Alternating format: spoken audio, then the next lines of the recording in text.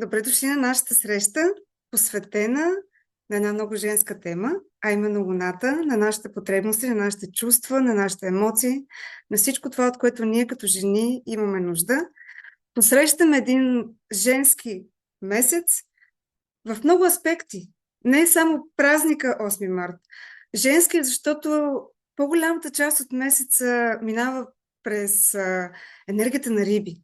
Това е един женствен знак, нежен и точно в тази енергия, която днес се събираме. Честита баба Марта!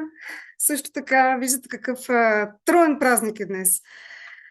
Реших да направя тази среща, защото ние като жени стоим в центъра на, как да ви кажа, на една семейна система. Не случайно го казвам това, не само като майки, но и като жени изобщо, когато имаме до себе си партньор. Ние сме като центъра, от който зависи до голяма степен да се развие хармония, в зависимост от това как работим с нашите емоции, как работим с самите себе си. А за да се получи това хармонично, е нужно първо да имаме една осъзната и дълбока връзка с себе си. Как да я направим, ако ние самите неосъзнато отричаме своите потребности? В картата много ясно се вижда къде стоим, какво реално имаме нужда и какви са тези фактори, които възпрепятстват това да стигнем до себе си. Така, нашите нужди, мили момичета, са описани в картата през Луната.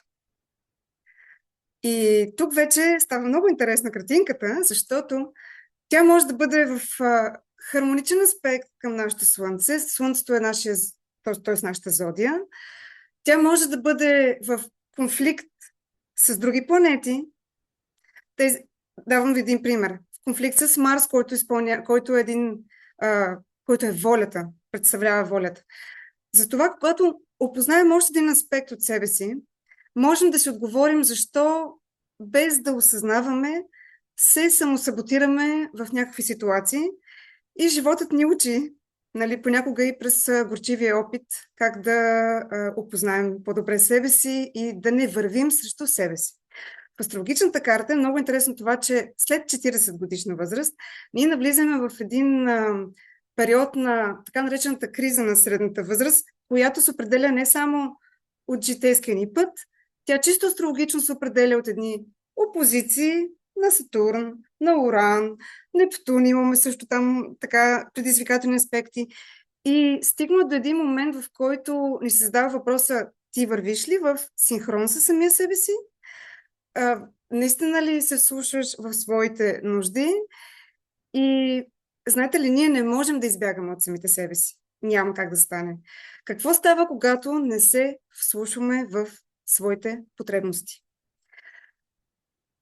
Може да се прояви под формата на психосоматика, защото ние не можем да прескочим своето тяло. То ни подсказва какво нещо, къде не сме в баланс. Може да се появи, дори да не е директно в тялото ни, може да се появи под формата на тревожност, на депресия. Изобщо няма как да прескочим това, от което ние имаме нужда. В крайна сметка, или ще бъде челен сблъсък, ако ние бягаме от себе си, или ще бъде едно усещане за откровение и за израстване, независимо от евентуалните конфликти в картата, която се намира Луната. Ние днес ще разгледаме, ще направим един обзор, който започва по 12-те знака.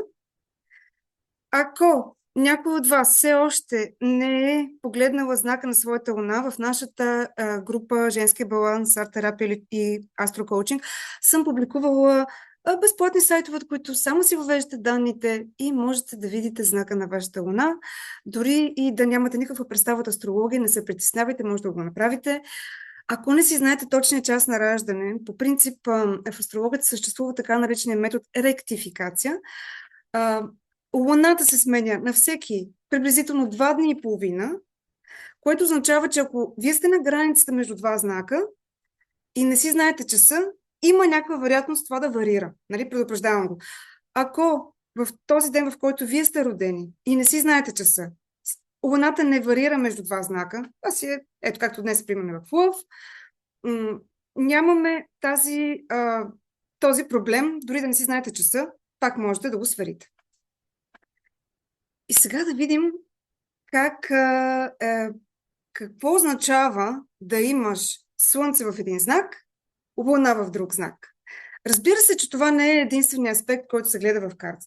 Разбира се, че тук имаме много, много, много фактори, които се взимат предвид, но въпреки това, аз съм привърженик на юнгианската психология и тези от вас, които вече са били при мен на консултация, знаят, че ние имаме един поглед отвъд самата прогностика и колкото и да сме всяка една от нас индивидуална и различна, толкова имаме и така наречените общи колективни архетипи. И това, което днес ще направя, е да разгледам тях и ще видите как по магически начин това, въпреки че сме всички индивидуални и различни, има нещо, което отговаря на всяка една от вас. Това, което ще направя, е да разгледам знаците на Луната, започвайки от Овен до Риби, в техните конфликтни точки, евентуално спрямо Слънцето, т.е. зодиакалния знак, и ще разгледаме сенчестите аспекти, защото тук идеята е да разберем какво става, когато ги потискаме тези потребности, как евентуално може да го усетим в себе си като напрежение, нали, като дисбаланс, и как бихме могли да си помогнем. Най-вече това. Защото, скъпи момичета, далеч съм от всякакъв фатализъм, дори най-трудните аспекти, които може да се срещнат в картата, са шанс и възможност за много мощно израстване. Даже мога да ви уверя, че там, където пък имаме уж лесни, нали, така хармонични аспекти, виждала съм го това, съществува риск човек да си проспи живота си, извинение. Тоест, там, където ние срещаме предизвикателства, са нашите най-добри възможности за развитие и за израстване. И нека това не ви плаши, затова сме тук заедно, защото с тях ще разберем повече за самите себе си. В края на този обзор ще направя една медитация. Аз много обичам да използвам метода активно въображение на Юнг.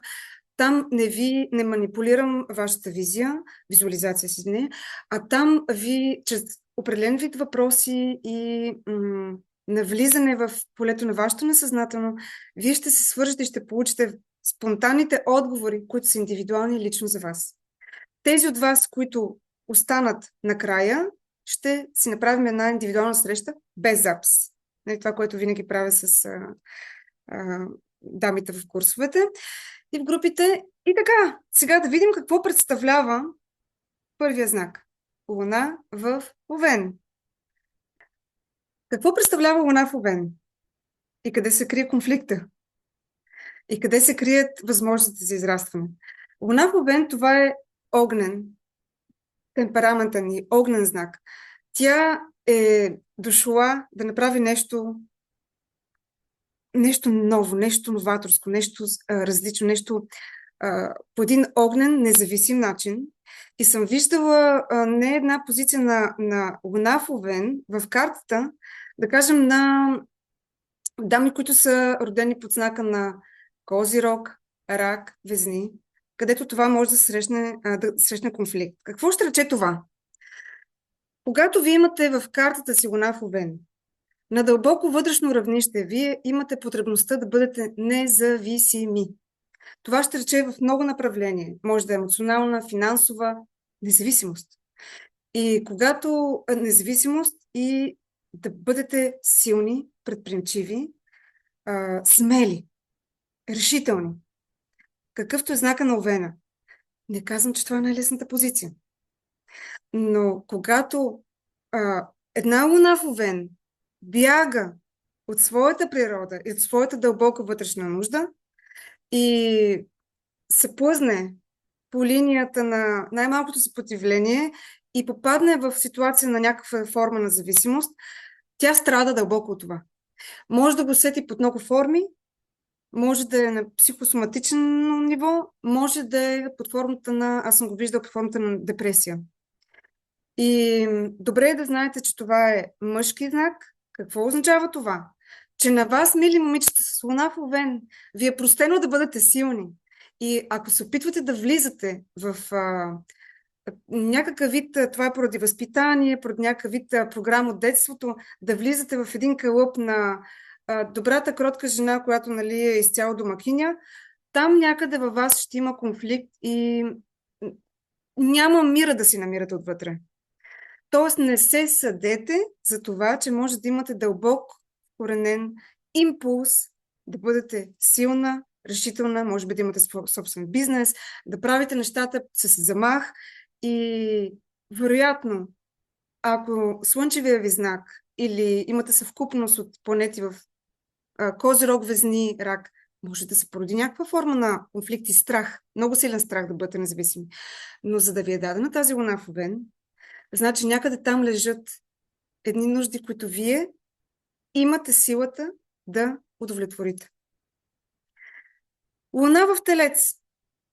Телецът е земен знак, женствен, пак спада към женската енергия, както видяхте в Овена е към мъжката. И луната в Телец има дълбоко в себе си необходимостта от стабилност, спокойствие, баланс на ежедневно ниво, на рутинно ниво, контакт с природата, със сигурност неща, които може да изработват с ръце, евентуално, да имат досек, сетивата да бъдат включени по максимално много начини. Това могат да бъдат жени, които умеят да готвят, евентуално, може да не е задължително това, нали. Могат да са жени, които да им харесва да домакинстват и да бъдат вкъщи. И забележете, че е много интересен конфликт, който може да се породи, ако някоя дама, която има малко повече огнено-въздушни елементи. Какво ще рече това? Да кажем, може да е Овен, Близнаци, нали, Везни, Стрелец, Лъв, Водолей. И да имат такава луна и тя да се е впуснала във външния свят с размах, да гради кариера. Лошо няма в това и сигурно е много добра в това, но на едно дълбоко вътрешно равнище в нея ще стои една тиха тревожност за това, че има едни такива вътрешни женски потребности. Да бъде закрилена, да бъде подкрепена, да бъде на сигурно място, на спокойствие и не си ли го даде на ежедневно ниво това, под формата може би на едни здравословни навици, може би човек, който да е подкрепил. Някъде в нея ще остава една такава, вероятно една тревожност ще се развива. Не отричайте, мили дами, които имате луна в Телец, тази нежна женска природа в себе си, тази чувствителност, дори да сте родени под друг тип знаци, които преобладават във вашата карта, тя ще си каже думата. Тя си казва думата. От нея не можем да избягаме. И е важно да се вслушваме в вътрешния си глас, защото луната ни говори по един много фин начин. Важно е да отбележа, че луната е свързана в картата с нашата майка. И начинът, по който е аспектирана луната в хороскопа, до голяма степен говори за връзката с нашата майка. Нямам предвид, че конкретно майката е под същия знак. Понякога може това да се случи. Не веднъж съм го виждала в карта. Но без да искаме, ако така съвпада с такъв знак, може да получаваме такава програма и несъзнателно да следваме някакъв вид възпитание, което изобщо не е наше и да се чудим после защо и какво не ни е наред. Да, тук виждам коментар при мен така, да. Така че случват се такива моменти, но за това ни помага един анализ на картата. Аз се придържам към психологически анализ, не толкова стандартния, който, нали, с прогностика. Не, че това пречи, но вече съм го коментирала с вас, че при един психологически анализ ние виждаме силните, слабите страни, начините за отработване и се открива едно невероятно поле на работа над самите себе си. Затова съм създала астрокоучинг група, защото чрез коучинг върху картата се получава една прекрасна зона за развитие над самите себе си, над работа на тези конфликтни точки. В случай, ако имате такава спрямо луната, спрямо майката, горещо препоръчвам семейни констелации. И това нещо да бъде изчистено. И съответно, сенчестата страна на луната, нали, в Телец, каква може да бъде? Ако погледнем от срещния знак Скорпион, Тоест, на едно дълбоко равнище, Луната в Телец може да, без да осъзнава, да изпадне в момент на свръхконтрол, който да изстисква, да изцежда енергията. Може също така да има един дълбок страх от всякакви неща, които са отвъд видимото, защото Телец е земен знак. Това, което той докосва, вижда, той може да се съмнява всичко, което е отвъд видимото. И съответно това означава и нашата психика, нали, да му всява някаква форма на страх. Това не означава, че не може това да се отработи. Нали? И нека сега да видим какво е Луна в Близнаци. Луна в Близнаци, виждате как те се редуват като вълнички, нагоре-надолу. Сега стигам отново до един спада към мъжките знаци. Луната в Близнаци е въздушен знак. И имате ли Луна в Близнаци, вие имате дълбока потребност от качествена комуникация. На първо място. Дълбока потребност от позитивна, качествена комуникация в живота. За вас е важно да имате хармонично общуване, както с вашия партньор, деца, приятели, общности и така нататък. Така и със сигурност имате някъде там в себе си вложена способността да говорите чужди езици с лекота, да общувате на всякакви начини. Имайте предвид, че това не изключва възможността да имате конфликтни точки отново. Виждала съм го в картите на дами, които са съответно с Слънце в Риби, Дева, Стрелец и се получава една такава в тях склонност да отричат тези свои способности, да изпадат в сенчестата страна и да не вижда тази своя силна страна. Тъй като аз много години водих, сега пак ще ги възобновя, групи с английски, чрез личностно развитие, сугестопедия, арт-терапия. И това го видях с очите си, дами, които имат Луна в Близнаци или асцендент, Слънце, да ми се кълнят, че не ги бива с езиците. Няма такова нещо. Това е вложено във вас. За да ви е дадено, вие имате този потенциал. Разбира се, че ако е в напрегнат аспект, така наречената квадратура или опозиция в хороскопа, може да се наложи да преодолеете нещо, за да го извадите този потенциал. Почти винаги потенциалът е скрит, една скрита торба злато. Почти винаги. Това е една скрита торба злато. И много често така, или представете си диаманта, който не е шлифован. Вие дори не може да го разпознаете като потенциал. Нали, когато е в конфликтни точки, го казвам. И така, това пък е интересната част, че в момента, в който той биде изваден, много голям поток от увереност се пробужда и се отключва. Много е хубаво. Та Луна в Близнаци. Независими. Общителни. Обожаващи да пътуват. Обожаващи. Това ви зарежда. Приятелства, общности, групи, пътувания. Всичко, което е свързано с позитивно общуване с хората. Вие това го умеете. Дори да имате някаква конфликт, нали, т.е. да ви дърпа в някаква друга посока, да ви саботира нещо във вас, нали, в физически аспект и в емоционален. Въпреки това, вие го имате вътрешно като даденост, като способност. Ако е в напрегнат аспект, 100% показва такъв спрямо майката, най-вероятно показва програми, залепени от възпитанието, които вие, преодолявайки, можете да отключите огромен потенциал за общуване с широка гама от хора. Наистина, вие сте приказко-разказвачки. Тоест, умеете наистина да влезете под кожата на хората с много как да кажа, с един сладък език имате. Една способност наистина да бъдете изключително очарователни. И това, разбира се, в някакъв аспект важи и за Слънце в Близнаци, и Асцендент в Близнаци. Но в конкретния случай Луната в Близнаци показва, че вие имате потребност от това. Нали? И една форма на изолация, на интровертност, вас би ви карало да се чувствате доста след. И някакси да ви действа разболяващо. Така че давайте си възможности за пътуване, за общуване и за красив обмен, дори включително вербален при вас. И стигаме, скъпи дами, до знак на Луната в Рак. Луна в Рак. Луна в Рак се казва на трон. Не за друго, защото тя управлява Рак.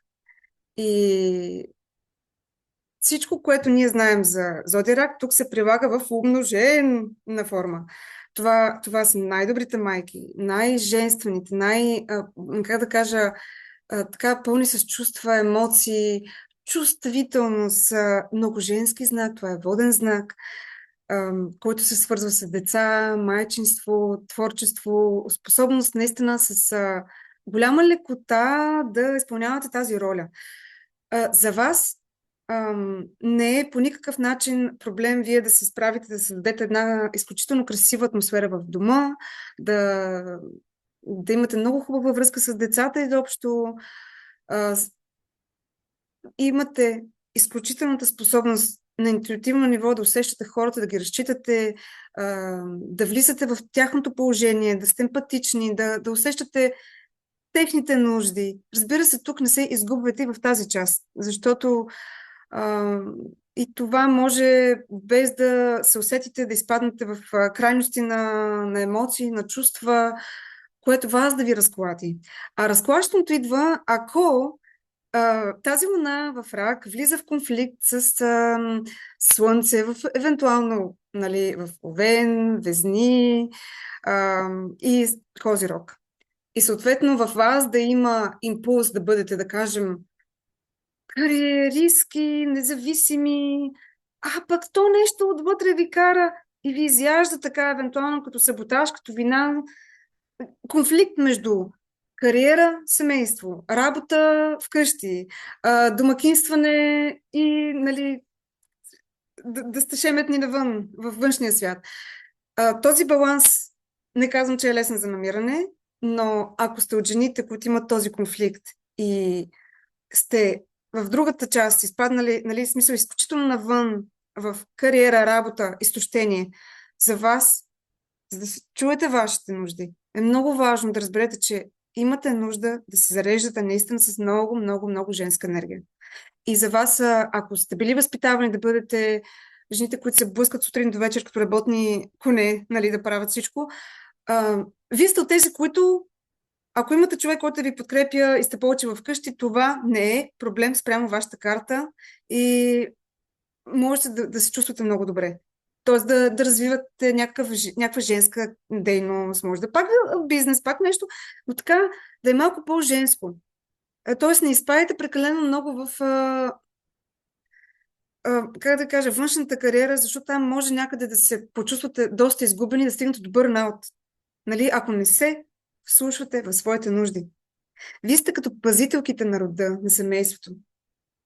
Буквално определени сте от луната, с нейните настроения, нали, простете си всички тези лакатушения нагоре-надолу. Те са нормални за луна в рак. Не се съдете толкова, ако ги имат. Тази чувствителност, тази женска природа има нужда да бъде оставена, да се лее спокойно, без да бъде смачквана, съдена, саботирана и да търсите нещо, което не е ваше. Естествено, че зависи какви точки имате в хороскопа, каква, нали, може да е връзката с майката. Интересно, виждала съм неведнъж луна в рак комбинация с Козирог. А Козирог е много известен с това, че има вътрешна дълбока потребност да бъде наистина много реализиран в професионален план. Козирога е дошъл тук да носи на хората, да получи от хората признание в високия си професионализъм. И тук виждате какъв конфликт може да се получи. Неведнъж съм го виждала в картата. Той е жена, която примерно или е отдадена изцяло на кариерата. Тоест, имам такива не един пример. Козирочка, която е отдадена много в кариерата и някъде там нещо в нея започва да тлее така и да ни дава мира и да я тревожи, нали? Защото и си изплъзва тази част, която е с женското начало. И другата крайна съм виждала, нали, жена, която да е отдадена повече в майчинството и слънцето в Козирог пък отвътре ни мира ни дава. Там някъде и за вас съществува баланса. Естествено, че ако се направи един анализ на картата, подробен се вижда къде е. И за вас съществува баланс, но е важно да бъдем осъзнати, че имаме нужда и от едното и от другото. Нали? Това е важно. Скъпи дами, стигаме до Луна в Лъв.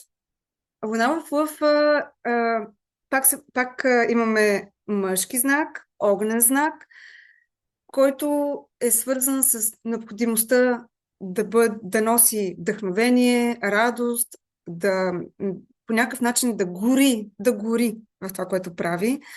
Много творческа, много креативна луна, която съм виждала в не една карта на жена Телец или Водолей или Скорпион в конфликт. Или жени, които имат повече от тези знаци. Което ще рече, че съм виждала не една жена да има луна в лъв и тотално да отрича своята креативна природа. Или много да я е страх. Не случайно Юн казва, че там, където е скрит най-големия ни страх, е скрит и най-големия ни потенциал. Луната крие и наши страхове. Нали? Така че луната в лъв, която се опитва да се спъне в това да бъде креативна, да бъде грееща, сияща. Разбира се, тук в някаква степен имаме и слънцето в лъв, така и асцендента в лъв. Ако там се спирате, мили момичета, това нараства в вас, колкото повече го игнорирате, колкото повече го изтласквате, толкова повече това ще ви се връща, но ще ви залива с една голяма тревожност, най-вероятно, или усещане за дълбоко неудовлетворение. Дълбоко неудовлетворение. Вие имате пълното право да греете.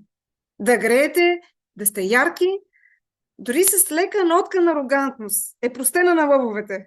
Аз съм лъв, простете ми, ако някой път се случва, то не е нарочно, нали? Но това е слънцето. То понякога ще ни опари, то ни дава и живот, то ни дава и светлина. Позволете си да бъдете слънчеви, да бъдете сияйни. Не се съдете за това, че може да търсите... Ако ви отричате тази своя нужда от признание и от сияние, вие спадате в тази сянка, която изобщо не е ваша и ще се чудите откъде ви е дошло това и то няма да ви остави на мир. Така че имате право на това да греете, да сте слънчеви. И да бъдете уверени. А това, повярвайте ми, се развива. Увереността се развива. Казвам ви го като един лъв. Аз не съм с луна в лъв, но съм слънчев знак лъв, който по-голямата част от живота си бях много срамежлива, много свита, много определено не е способна да излезе на камера и да говори публично. Така че това се отработва, това е възможно. Това е възможно и тук вече идва ролята на коучинга, нали, на личностното развитие, защото си има начини за работа над себе си. Така че смело грейте. Всички вие, които имате луна, асцендент, дори слънце в лъв. Стигаме до луна в Дева. Девата, не веднъж съм споменавала, че е един знак, който е свързан с съвършенството.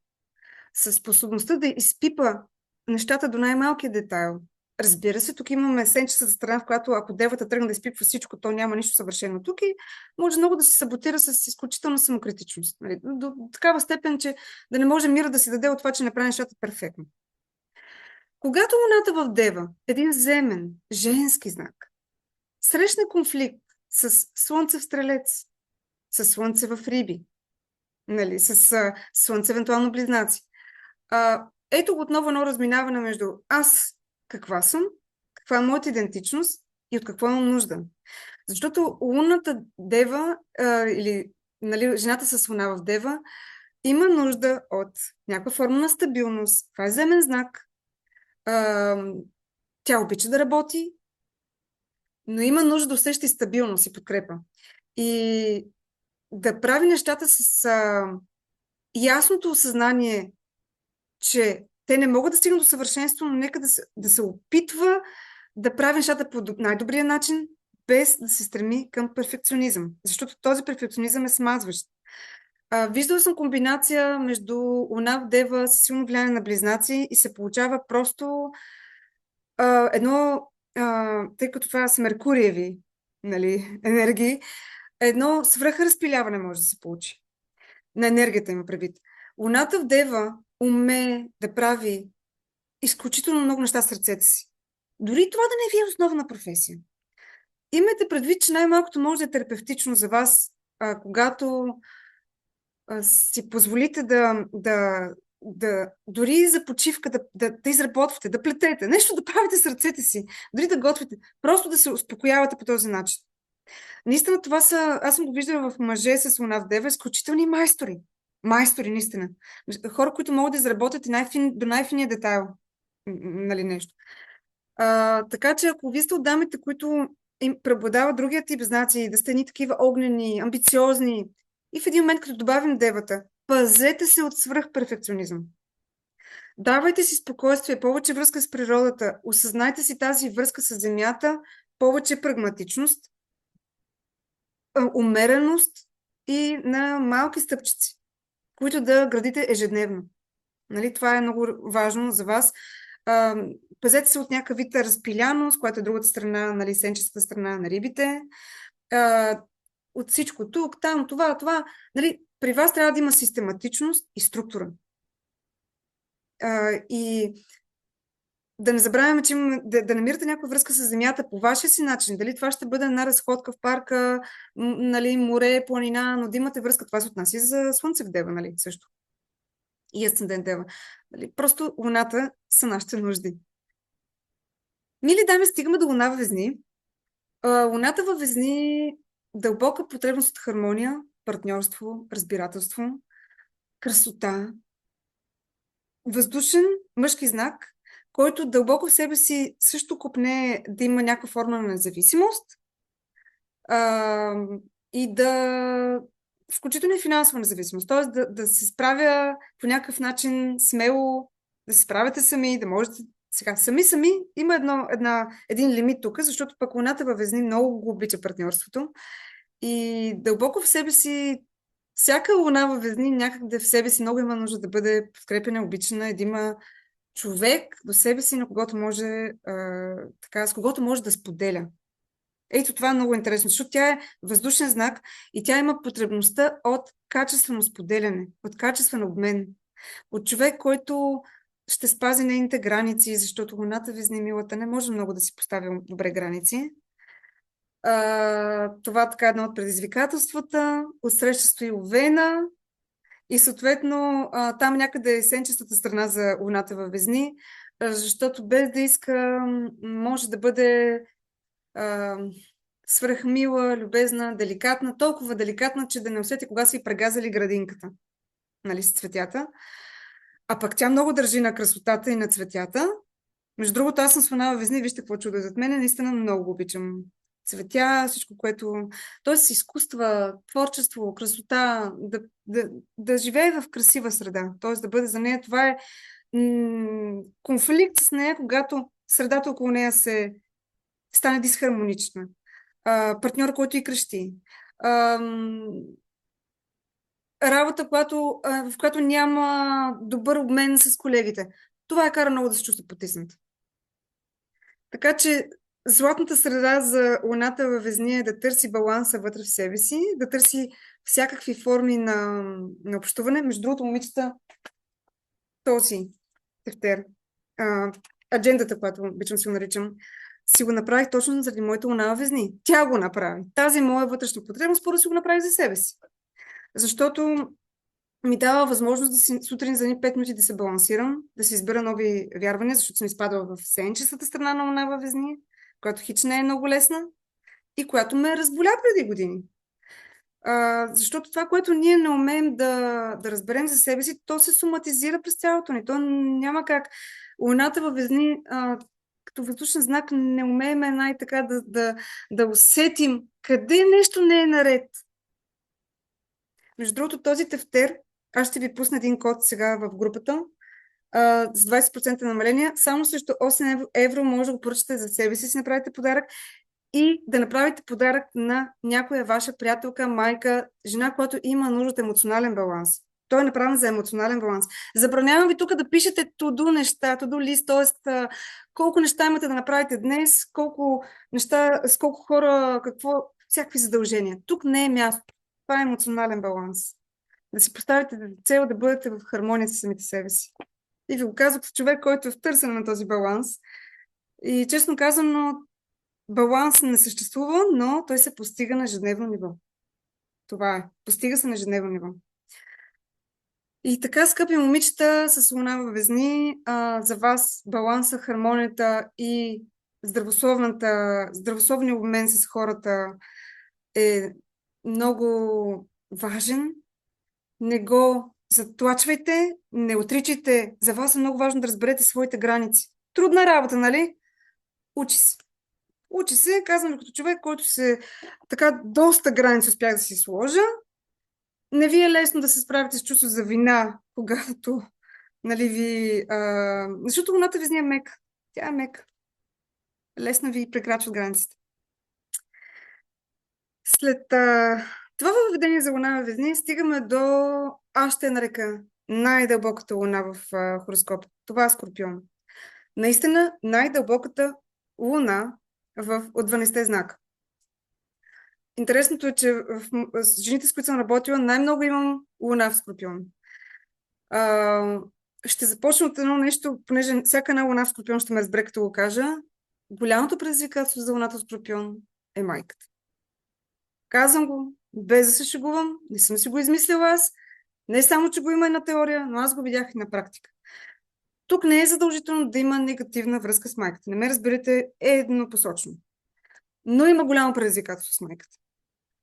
И това може да не е изобщо свързано с недобри отношения, това може да е свързано с това, че самата майка в някакъв страдащ аспект, нещо със самата себе си и детето, което има луна в Скорпион, го преживява по този начин. Това не е присъда, моля, нали, никакъв фатализъм. Държа да го подчертая, защото когато го имате и ако вие направите нужната работа по себе си, било то чрез семейни констелации, каквито там вие си усещате за себе си терапевтични, нали, инструменти за работа, можете това нещо да се преодолее. И повярвайте, че луна в Скорпион е, може би, от най-дълбоките силни аспекти, които съществуват. Какво означава това? Най-трудни и после най-голяма сила се отпушва. Защото сам по себе си Скорпион е много силен знак. Много. И много дълбок, много психологически. Какво прави той при луната? Вие може да четете мислите на хората. Ако се занимавате с терапия, сте изключителни терапевти. Разбира се, това в някаква степен се отнася и за Слънце Скорпион и Асцендент Скорпион. Хора, които умеят да слязат до дъното, не в този смисъл негативния, но наистина до дълбините, да се вмрат надълбоко и просто, мили момичета, не стойте долу! Вие хубаво, че слизате надолу. Ама не стойте долу, излезте пак. Пак се гмурнете, ама не дайте да оставате долу на дъното. Тъй като има един момент, в който луната в Скорпион има склонност и малко да се депресира, и да се потиска, и да е мрачна, и по-песимистична. Просто знаете, че вие можете отново да изплувате нагоре. И това, когато стане едно упражнение за вас да сте способен да се спускате и отново да се изкачвате, да имате инструменти за работа за изкачване, няма нищо страшно. Луната в Скорпион буквално чете мислите на хората. Когато видяла съм с очите си жени, които успеят да минат отвъд травмите, които евентуално имат от детството си и да излязат нагоре силни, нищо не може да ви спре. Вие ставате силни, безстрашни, с изключителен потенциал и капацитет. Наистина. Така че, мили момичета, с цялото осъзнато знам, че не е лесно да имате луна в Скорпион, но вие имате огромна сила в себе си. Наистина огромна. Разбира се, че това е едно предизвикателство за дамите, които са родени, евентуално под слънчев знак Лъв, Телец, нали, Водолей. Да, предизвикателно е. Виждала съм вече комбинации с други планети, които още повече натежават. Виждала съм не един случай, в който луна в Скорпион има майка Скорпион, което още повече създава една такава мощна връзка, която много, нали, с много дълбоко чувство за вина. Много, много дълбоко. Но, скъпи момичета, с това се работи и е възможно да се излезе Излиза се оттам. Наистина е възможно. И самите вие имате после способността толкова добре да усещате другите, да усещате себе си и да направите, да изградите своето чудо. И стигаме до луна в Стрелец. Луната в Стрелец е огнен знак, подвижен, който обича промени, пътувания, смеха, философия, езотерика, духовност, нали, всичко така незлобливи, обаче ви прави да се такива, че да си кажете всичко и хората масово да ви се обиждат, не ви е лесно, връзват ви се тези около вас, палят се. Луна в Стрелец е директна, откровена и тя много има нужда от това. И конфликта идва, когато не срещне отражение на своята директност и се чуди защо ни я разбират. Просто езика е такъв. Когато се случи човек с луна в Стрелец да има слънце в, примерно, Риби или Дева или Близнаци, може самият той да е склонен да се потиска. Какво ще рече това? Луната в Стрелец наистина е една такава космополитна, наистина обичаща много да пътува и така екстровертна. И в един момент, пак от тези знаци, които споменах, може да е склонна да съди себе си. Или като е директна и някой се обиди и тя да изпитва чувство за вина, да се свива и да се опитва да се потиска тази своя огнена природа. Кажете ми, огъня така ли се потиска? Пробайте да го... То огъня да го сложиш в един шкаф, той направо ще направи пожар. И вие като потискате това в себе си, може да направи пожар във вас. Т.е. даже буквално като възпаление. Не можете да потискате огъня в себе си. Дайте му излъз, намерете начин, по който вие да греете, да разберете, че имате тази потребност да сте така директни, огнени, намирате си хората, които ще ви откликват, ще ви разбират и няма да ви съдят. И наистина не се съдете за това, че обичате да пътувате.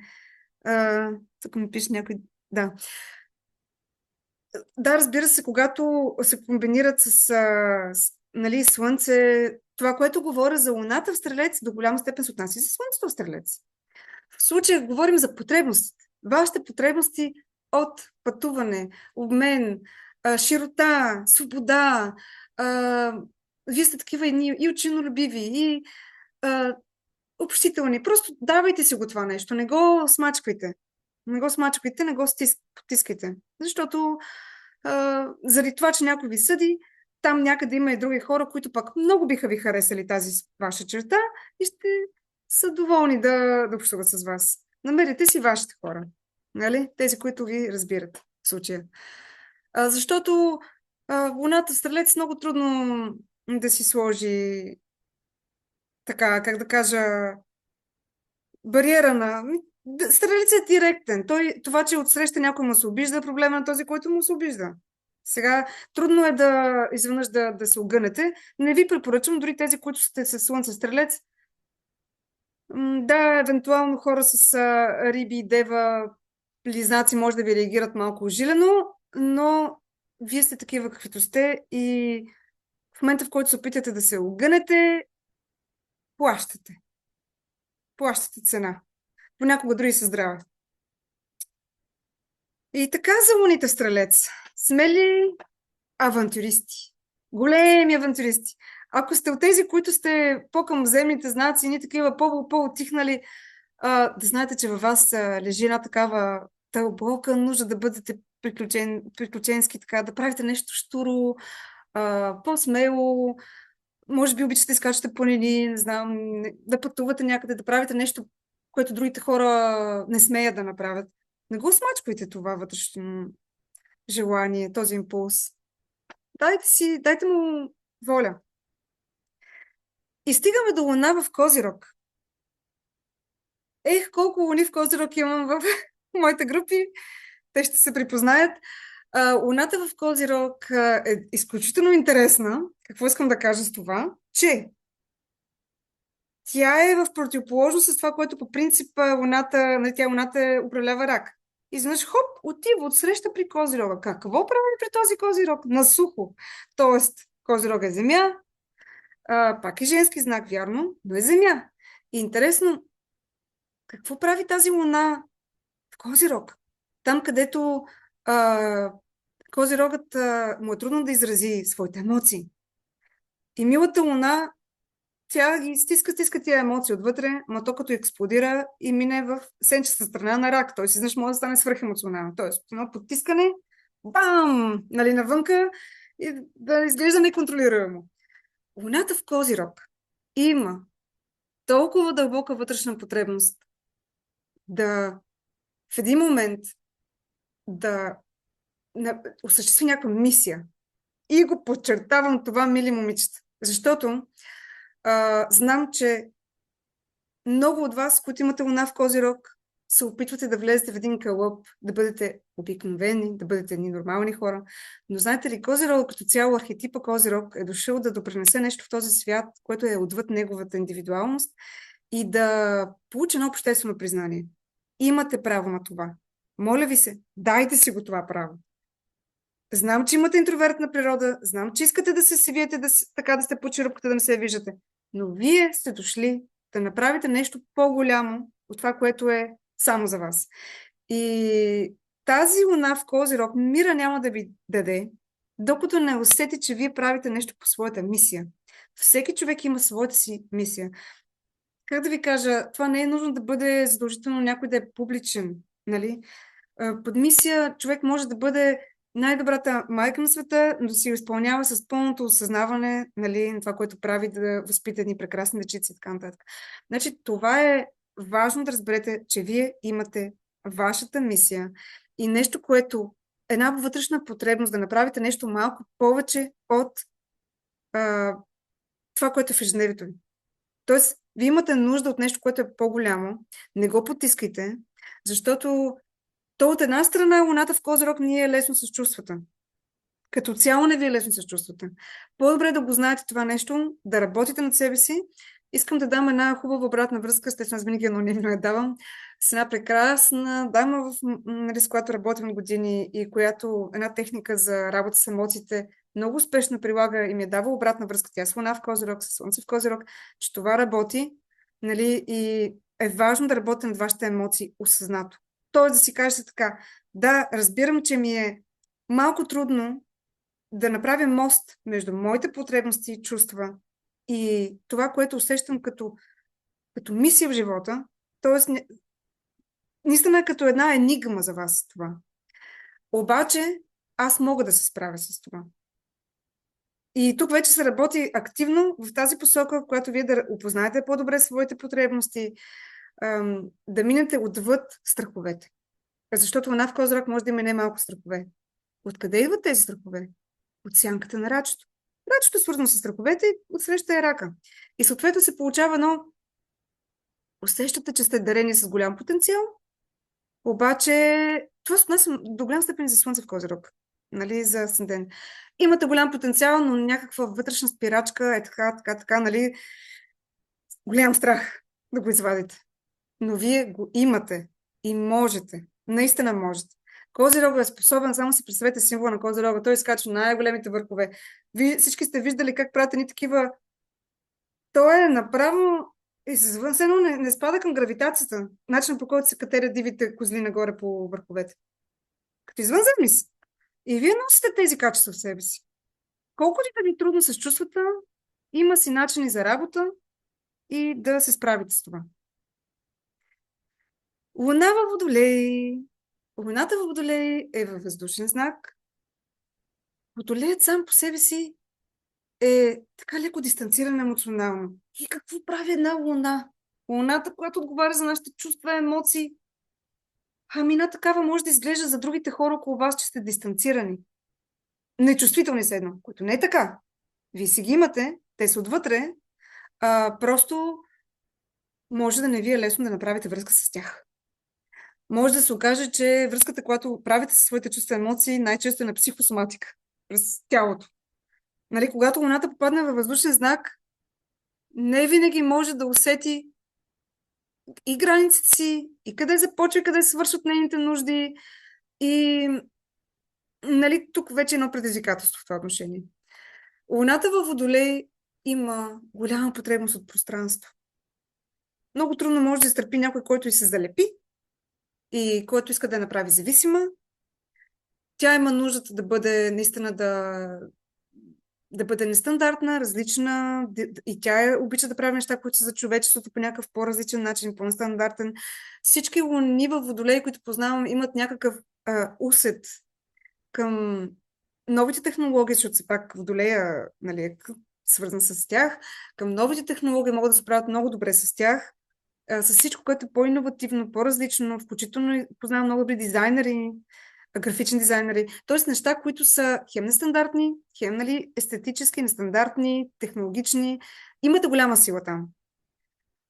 Но ако имате Слънце в Лъв, Водолей, Скорпион, без да искате, може да се получи така едно потискане на вашите потребности, без да искате, можете да влезете във връзки с хора, които са по-обсебващи и това да не ви е лесно и да загубвате себе си в такъв тип взаимоотношения. Имайте го, или пък самите вие да го правите към самите себе си, да саботирате по този начин. Мили момичета, които се слона в Водолей, вие имате силата наистина да направите нещата по вашия шантав, нестандартен начин, не си го забранявайте. Вие сте такъв тип, носите го това в себе си. Имате способността да създадете общности, групи, да общувате с много различни хора и стига да си го дадете като възможност и да не го смачквате. Това е възможно. И там някъде ще намерите едно вътрешно удовлетворение, когато вървите по линията на вашите нужди. Стигам до ще си позволя да кажа специалната луна. Да ми се сърдете всички останали 11. Какво искам да кажа с това, че луната в Риби е специална? Не за друго, защото самите риби са един от най-трудните знаци за интеграция. Рибата събира в себе си всичко от 12 знака. Това нима е лесно. Рибата е воден знак. Ето, ние сме вече в енергията на Риби. Март месец е такъв. Това, което ще чуете за луна в Риби, може да го припознаете и хората, които имате слънце в Риби или асцендент в Риби. Луната в Риби е, на първо място ще кажа, най-емпатичната, най-състрадателната, най-така усещаща наистина болката на другите. И тук, разбира се, се крие и нейния капан. Защото ако тя е от луните, които може би най-трудно умеят да се сложат граници. Ама наистина най-трудно. Много повече е от луна във Везни. Защото до такава степен тя се слива като воден знак с болката на другите, че не знае къде започва и къде приключва. Ама нейните потребности изобщо тук не въжат. Нямаме.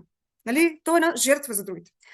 Познавам луни в Риби, които са както в тази вибрация, така са успели да минат този капан. И когато вие успеете да прескочите това, знаейки, че това ви е слабост, имате възможността да изградите една толкова красива връзка с душата си, с себе си.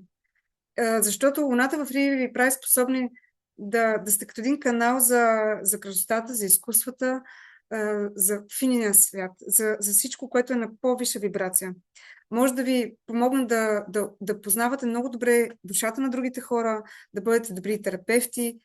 Нито една луна в Риба не познавам, която да не е изключително надарена с талант, дарба в областта на изкуства, дизайн, музика. Изключително надарени сте в това отношение. Ако сте луна в Риби и не знаете това, повярвайте ми, някъде във вас лежи една дарба. Ама истинска дарба. И това ви е, може би, вашето най-голямо спасение. Защото през изкуството, през музиката, през тази, давайки си възможност да получите най-красивото, да станете проводник на красотата и на финото, на доброто, на любовта, да дигнете тази вибрация, тогава става чудесата.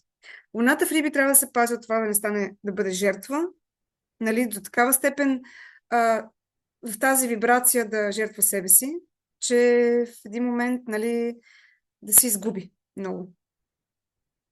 И така, мили лунни рибки, имате способността да изберете, представете си, че имате едно сито и това е като все едно слушам новините и възприемам света по този начин или решавам да кажем да слушам някакъв такъв концерт, който, нали, да ме зареди. Вие имате тази способност да направите филтър. Това зависи от вас. Естествено, че хората с луна в Риби, които имат Слънце в Стрелец, Дева, нали, смисъл, че малко така близнаци, може да ме предизвикателство това нещо. И доста да мачкат себе си. Но имате, за да ви е дадена тази луна в Риби, вие имате силата наистина да минете по този мост и да влезете във вашата мечта на Земя. Казвам мечта, защото луната в Риби са големи мечтатели. Вие наистина можете да сте свързани с красивото, с любовта и да бъдете просто внимателни по отношение на вашите граници. Скъпи момичета, сега ще направим една медитация по... Хареса ли ти това видео? Искаш ли да правя повече такива? Един от начините да ме подкрепиш е като сложиш на палче, споделиш в коментар какво беше за теб или се абонираш с тази камбанка по метода активно въображение. За целта ви е нужно следното.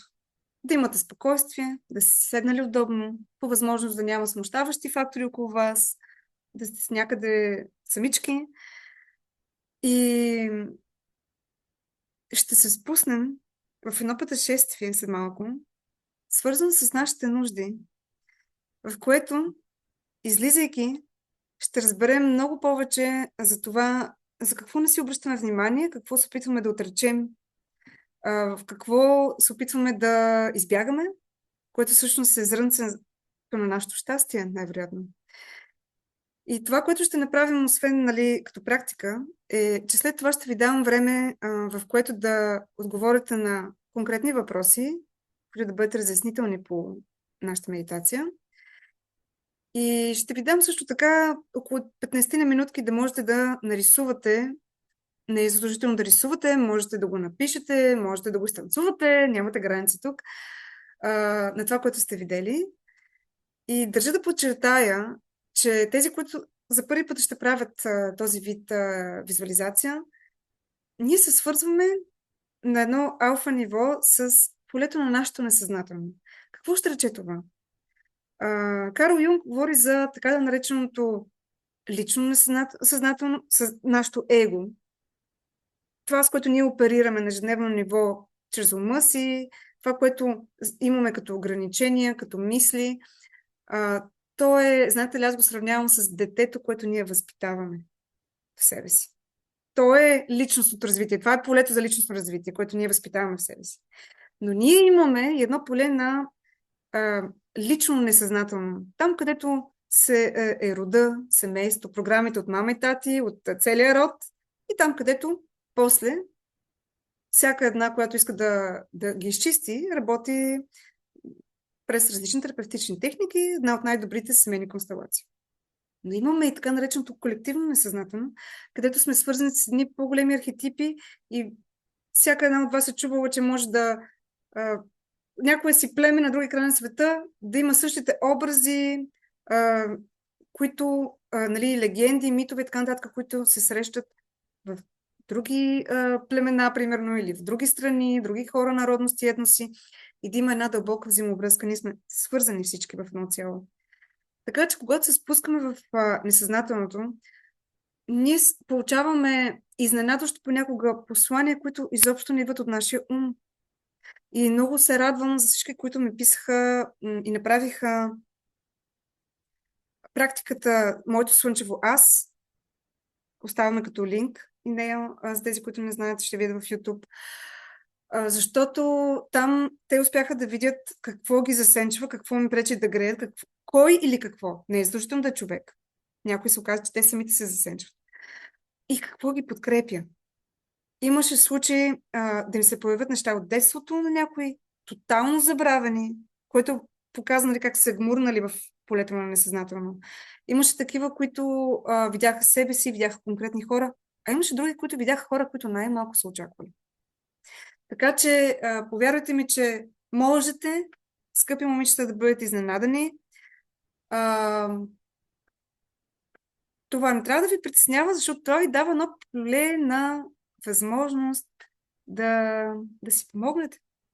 Ние ще го направим на 2 етапа. Ще видим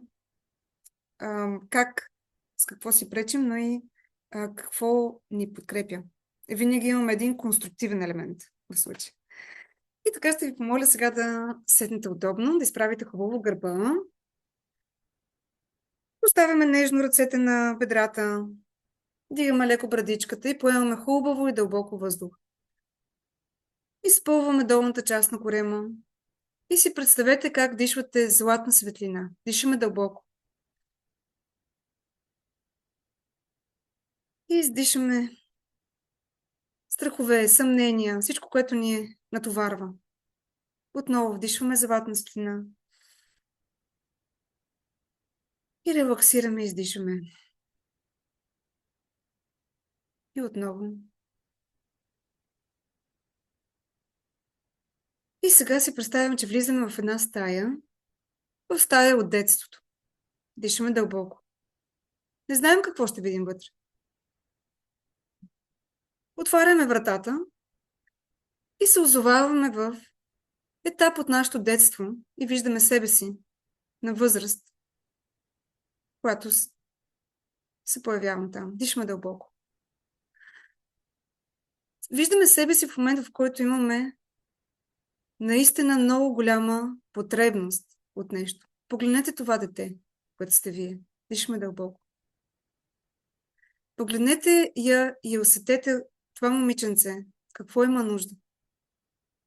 Може да не го е казвала никога до сега. Погледнете как изглежда. Къде е?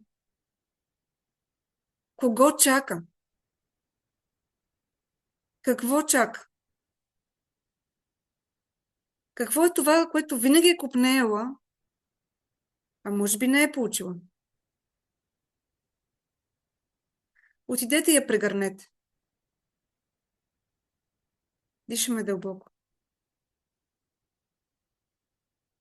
Какво е усещането да я прегърнете и да усетите, че тя не е сама вече? Вие можете да й дадете това, от което тя има нужда. И обещавате, че вече винаги ще сте до нея. Дишаме дълбоко. Можете да бъдете изненадани от това, което ви е казала тя.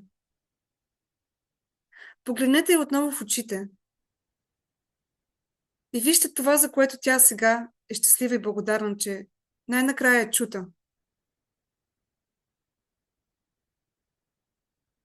Прегърнете я отново. И вътрешно може да се дадете обещание, което тя е имала нужда да чуе толкова години.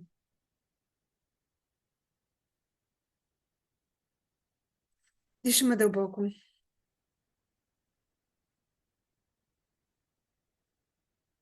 Излизаме от тази стая с едно изпълнено сърце и влизаме в следващата стая. И там виждаме една тинейджърка. Нашето аз като тинейджърка. Дишаме дълбоко. Как изглежда? Какво е това, от което толкова много е имала нужда? Кое е това, което толкова е искала и никога не е могла да го каже, да го сподели, да го получи? Може да е някаква емоционална подкрепа.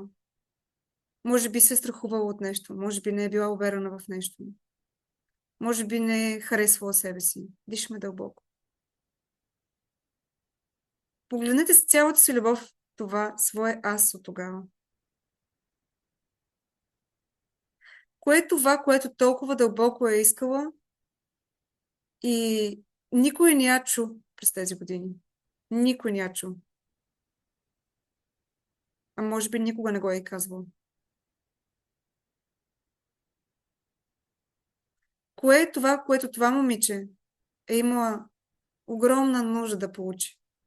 Може да е прегръдка, може да е подкрепа, може да е да сподели нещо, което е преживяла. Нещо, което се чувства наистина много сама. Дишаме дълбоко.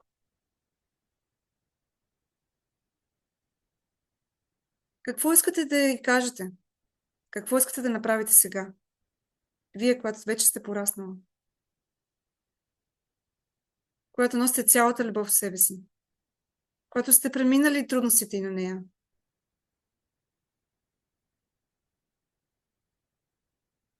Направете това, от което тя има нужда. Дали ще бъде прегръдка? Дали ще искате да я заведете някъде? Дали искате нещо да й покажете?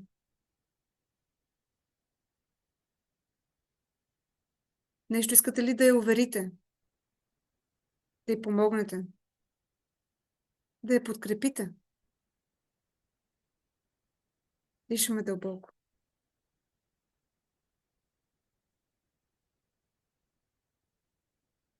Усетете как и давате всичко това, което тя имаше нужда и не получи. Усетете как цялата любов, която носите в себе си, можете да й дадете сега. И повече никога да не се чувства така несигурна, вероятно да не харесваща себе си.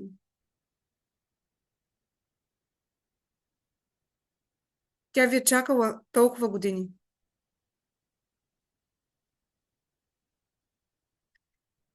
И си представете как сега излизате от тази сграда,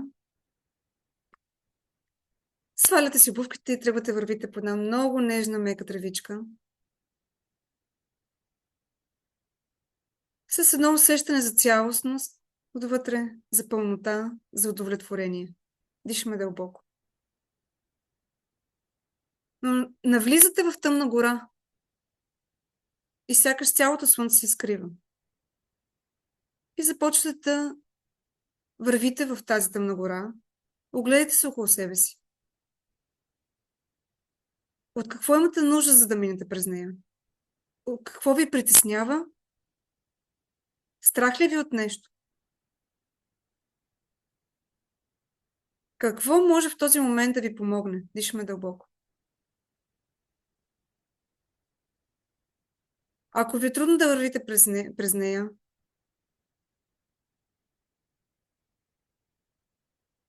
помислете какво е това, което може и имате нужда точно в този момент да получите, за да минете през тази тъмна гора. Дишаме дълбоко.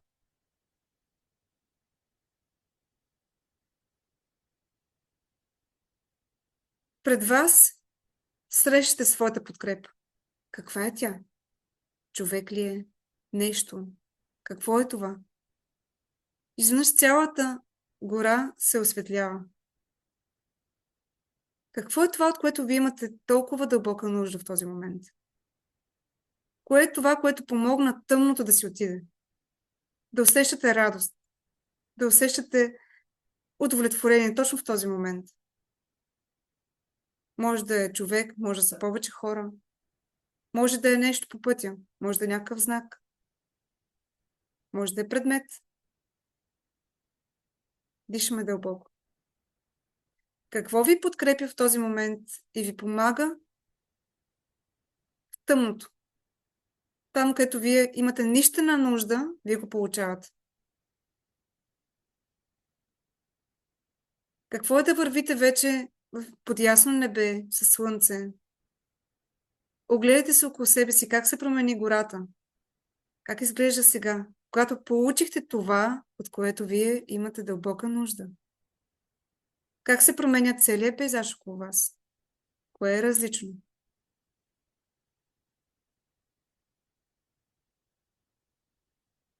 Какво ви спъваше в тъмното и какво ви помага сега?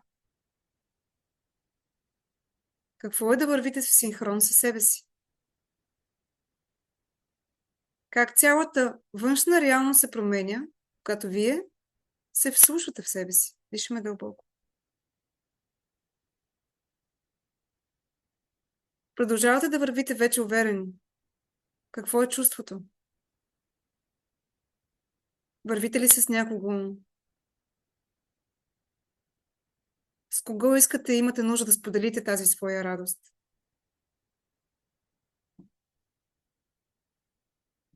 На къде ви се ходи? Така, докато вървите, виждате една табела. На къде ви посочва да вървите тя? Кое е вашето място? На къде вие имате нужда да вървите?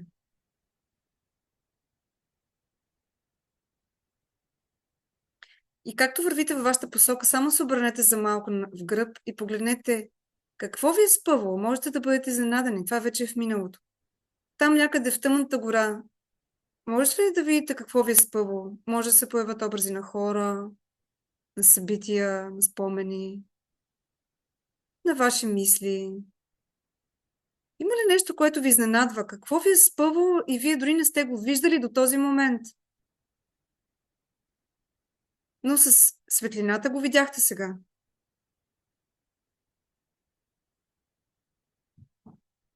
Какво решавате от този момент да оставите, за да вървите на там, където вие имате вътрешна дълбока нужда? Дишаме дълбоко.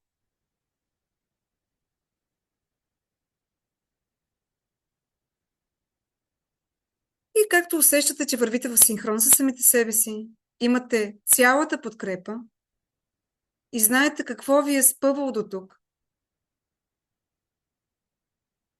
поемате по своя път с увереност и трепетно чувство за радост. Нещо необикновено, което предстои. Дишаме дълбоко и много нежно отваряме очи.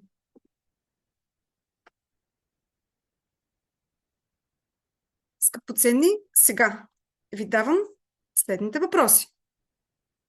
Тези, които ще гледат на запис нашата сесия, мога така да го нарека, нека се чувстват свободни да ми пишат, както до сега с предишните, какво са преживели, какво било за тях, какво ново се разкрило, какво послание са получили. Това, което сега ще ви дам като насока за работа, е първо да отговорите на една поредица от въпроси, а след това ще ви дам възможност за едни 10-15 минути да нарисувате или да напишете това, което бихте желали. И след това ще спра записа и ще можем с тези, които сте тук и които имате време, естествено ще приоритизираме тези, които бързат, знам, че имаше такива, да си обсъдим и да разгледаме нещата индивидуално. Защото в синхроничността на група е нещо необикновено. Аз затова обичам да ги правя вътрешни, защото там се разкриваме сърцата, там си позволяваме в едно безопасно пространство да бъдем уязвими. Знаете ли, през уязвимостта се случва и лечебния процес. Сега, какви насочващи въпроси ви давам, свързани с нашата визуализация? От какво най-много имаше нужда моето вътрешно дете?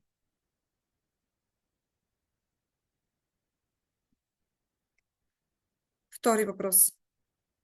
Как мога да й го дам сега? Как мога да я подкрепя сега?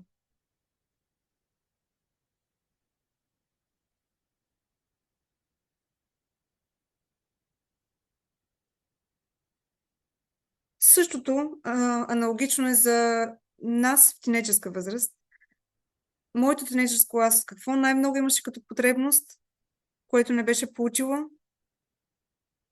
Как мога да я подкрепя днес? Защото, знаете ли, вътрешното дете, то винаги е с нас. Всички тези етапи на развитие, те са вътре в нас. И ние много често сме възпитавани да отричаме своите вътрешни потребности, когато те са в разрез с семейната система, с семейните разбирания, ценности. И това само ни разболява. Така че могат да се появят отговори за вас, които до сега да не сте имали. И това включително за хора, които си работят активно със себе си, винаги има нещо, което да ни изненада, да ни очуди.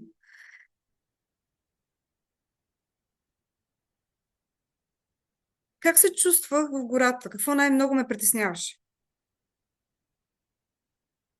От какво най-много имах нужда, за да мина през тъмното? Гората е като символ на кризата. Всеки има в живота кризи. Какво ви подкрепя да минавате през криза? Какъв е вашия ресурс? Може да е кой? Какво? Кой?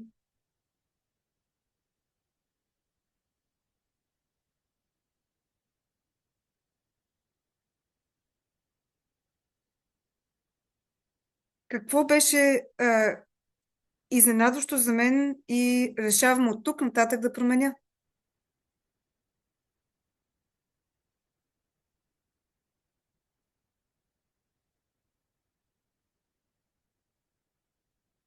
Кое е това, което мога на ежедневно ниво да добавя и да си помагам всеки ден с нещо?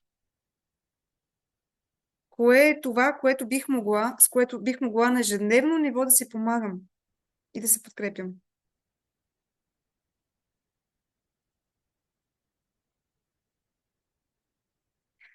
Кое е това, от което имам най-голяма нужда, а не си позволявам? Кое е това, от което имам най-голяма нужда, но не си позволявам? Или си го позволявам твърде рядко?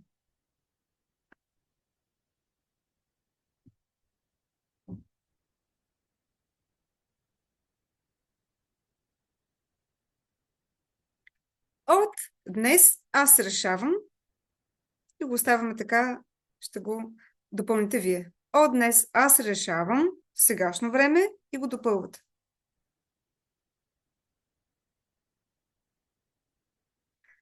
И сега, скъпи момичета, давам ви едни 10-15 минутки. Сега, после ще си отговорим на въпросите и ще разгледаме рисунки. Сега сме 11:20.